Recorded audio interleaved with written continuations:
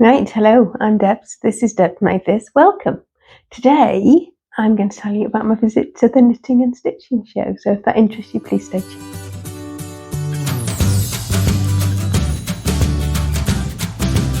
Right, so I went to the knitting and stitching show on Thursday this week. Today is Sunday, and I've just managed to squeeze some time to tell you about the workshops that I went to and show you the little bits of fabric that I bought. So we'll crack on. I have a gin and tonic, so please excuse me. Busy day today. The first class I went to was Vintage Botanical Stitch Journal with a lady called Amy James. Sorry, just checking my notes. And this was a class I tried to do last year, and I had COVID. I couldn't go to the knitting and stitching show, so I was determined that I was going to go this year. I often try and do an early class, so before the show opens, and then you get into the show a bit early when it's a bit quieter. I find it difficult with lots of people, and I find it difficult when things are very noisy, especially at the moment. So I was a bit anxious about how it would go.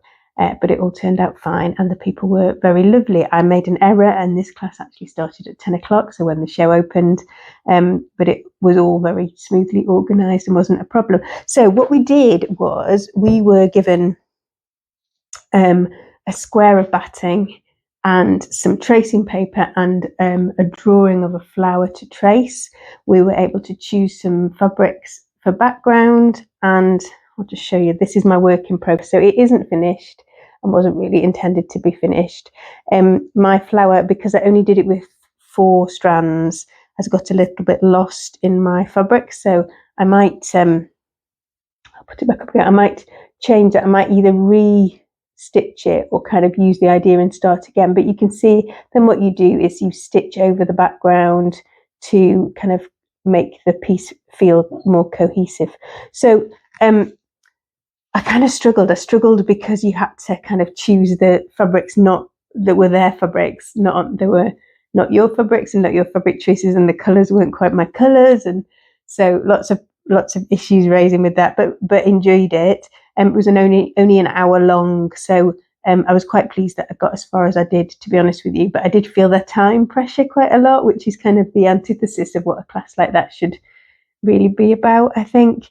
But I have some scraps of Liberty that when a friend of mine was destashing, I bought thinking that they'd come in for something, and they would work beautifully for this. Now, whether I would do hand stitching on the top for the kind of picture, or whether I might do some machine embroidery and then combine that with some hand stitching, I've got some ideas floating about in my head for this, and I don't think I'll ever make a hand stitch journal, but I might make a cushion.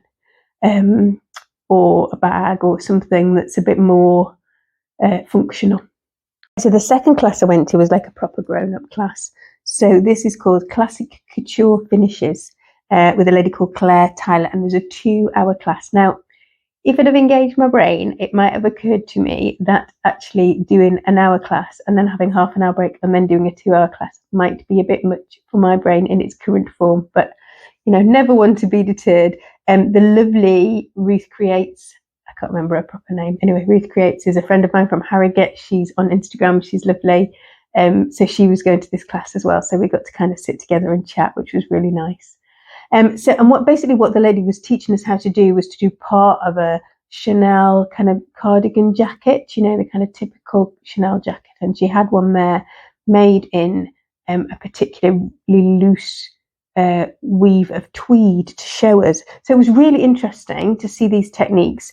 I don't think I will ever make a garment like this. It's just not my style. If I'm going to wear a jacket, I want it to be a jacket. And if I'm going to wear a cardigan, I'd like it to be a cardigan. I don't really like slouchy jackets. I'm even weird when shoulders are very dropped and oversized. I think my tendency is to look a little bit disheveled anyway, so I need all the help I can get from my clothes. So I'm just going to show you what we got. This is what we brought away with us. I'm not sure you'll be able to say, but it's all the different kinds of kind of pad stitching and basting stitches and how you did those, and then the lining. And normally what would happen is this lining, there you go, there's the front edge. So that would be the front edge, which has some securing and some interfacing at the bottom edge, and then this would be kind of, that lining would be then be kind of over the top like that. Don't know if you get the idea or not. Anyway, it was interesting. It was interesting to see those techniques in action. This was kind of a trim, so they teach you how to kind of fray a trim, and you use silk organza to kind of anchor it to make sure that it kind of stays, and then you can put that into the seam of the pocket, you know, it's kind of sitting along the edge, or into the seam of the jacket, so it kind of frays around the edge. But that's what I mean. Not really my style, but the tailoring techniques are quite interesting. My plan this winter is to make first the heather blazer and then the jassica. So the heather bone being oversized and the jassica being fitted, but we will see. Okay. So I probably wouldn't do 2 workshops again. I really enjoyed doing them. I found the way that the second workshop was presented quite difficult to follow, but as I say, that might just be because I was a bit tired after the first one. And yeah, I thought it was really good. So I would recommend workshops at the Knitting and Stitching. So then the only thing on my list was actually something I didn't manage to get, and I was laughing when I got there, because what I really want is some bottle green wool crepe or similar, maybe a tencel twill or something like that, something kind of swooshy with a bit of weight and drape to it. So if you see any on your travels and you're in the UK, drop me a link, because I have it in my head, this fabric, and I'm sure I can find it. I might end up doing something ridiculously expensive, like buying a Mind the Maker Viscose twill or something, but or an Atelier Brunette. Actually, I think they've got a deep green one, but we'll see. I was wandering past Higgs and Higgs, and this fabric was on a bolt in front of me. There were other colours in this fabric, and I kind of picked up a steel blue one with a pale grey stripe. They also had a yellow one, like a Rupert Bear trousers kind of colour, and I thought this would be super for a pair of Closet Core Mitchell trousers. Now, you see, I say that my toile, I'm looking over there because my toile is over there and it's unstitched currently, and that's in some navy, I think it's mostly polyester twill from the stash. So these would not be so different, would they? But never mind. I think this is a really nice fabric, and now I've shown it to you, it can go in the wash. It's sorry, I should show you a little bit more, shouldn't I? It's got a cute selvage. Look at the selvage on that. How cute is that? But it's got a nice, it feels like there's a wool component to it. It's got a twill weave, and it's got a nice, I think it'll pleat beautifully and fall nicely in those wide trousers. So that's that one. And then while I was there, they had a remnant. They have good remnant stacks at Higgs and Higgs, and there was this, I think it's a loop back. Yeah, it's a loop back jersey in a kind of teal stripe, which is quite nice. Which I want to make a long sleeve t-shirt out. It might end up being I just bashed my mic, didn't I? Sorry. Might end up being a Megan Nielsen Rowan, because I'm really liking that at the moment. I've made 3 or 4 of those recently, just out of all sorts of bits of things.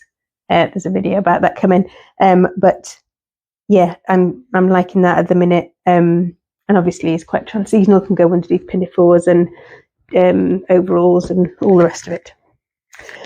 Right, now the next shop that we went along to is possibly my favourite shop that I have discovered in years. That sounds quite dramatic, doesn't it? So it's a company called Sewing-Sanctuary. And this lady, I'll put the thing up there so that you can see it, but I'll put a link anyway in the downstairs bit.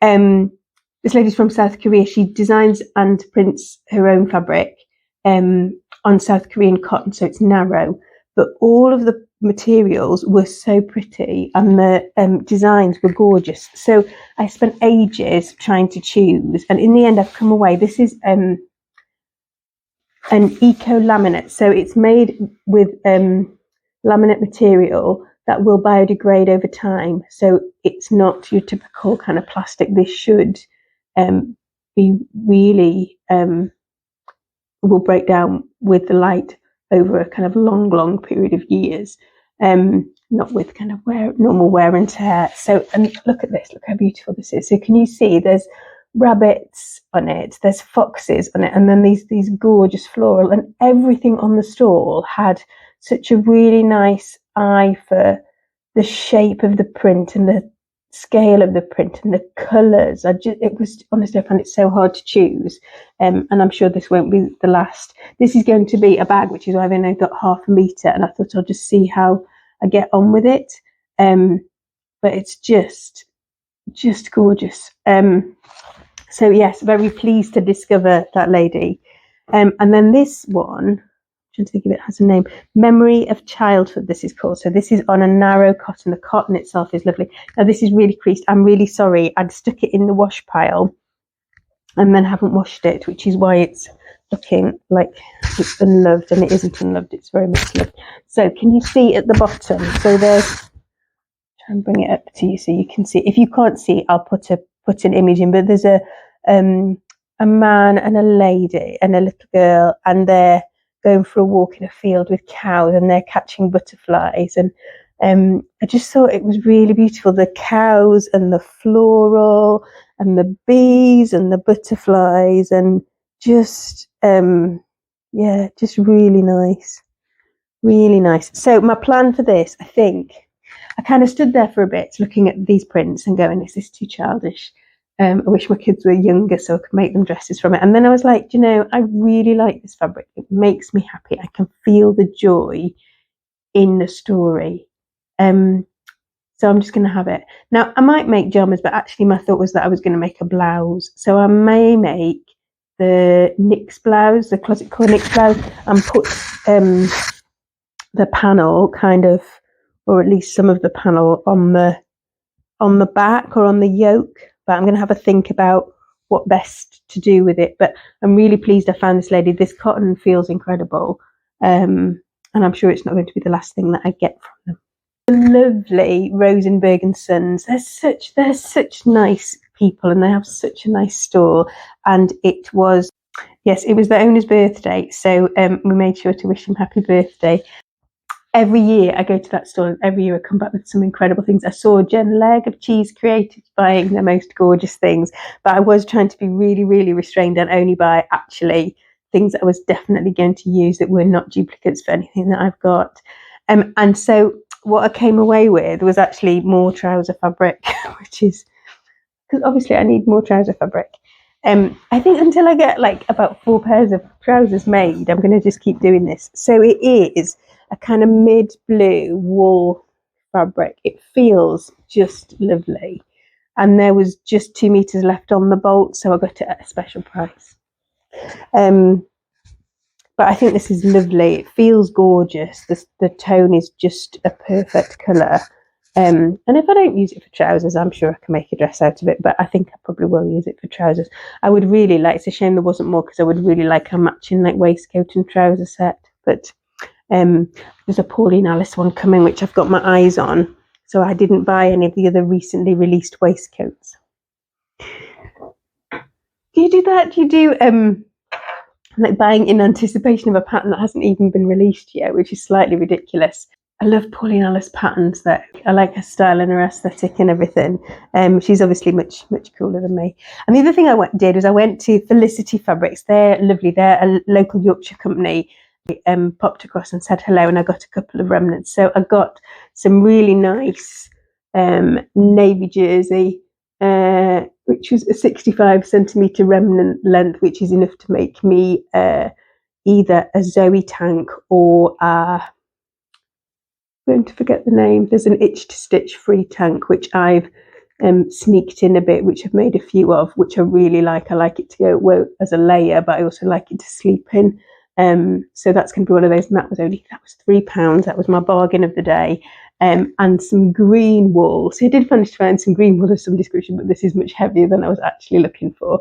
But I thought this would make a really nice little A-line skirt, just to wear with boots and tights and a polo neck. And that's me. That's the sum total of what I bought. No notions, no labels, no buttons. So I did okay. I think I obviously went slightly bananas at that new sewing sanctuary shop, but I was just really impressed. It's just really nice to see something interesting and different. I hope if you went to the knitting and stitching and you got some exciting things, put a comment down below and tell me what was your best buy. And tell me, do you do workshops when you go to these things, or do you just concentrate on having a look round? Picture of some of the Festival of Quilt winners. I also really like seeing, the graduates stands with their designs and things on. Yeah, so it was good. It was a good day, and I'm really glad I went. I hope wherever you are in the world, you have had a good week, that you are finding time to rest and replenish, and do a bit of creating. And I think that's all from me. So give me a thumbs up if you enjoyed that. Please subscribe if you haven't already. And I'll see you again soon. Bye bye for now.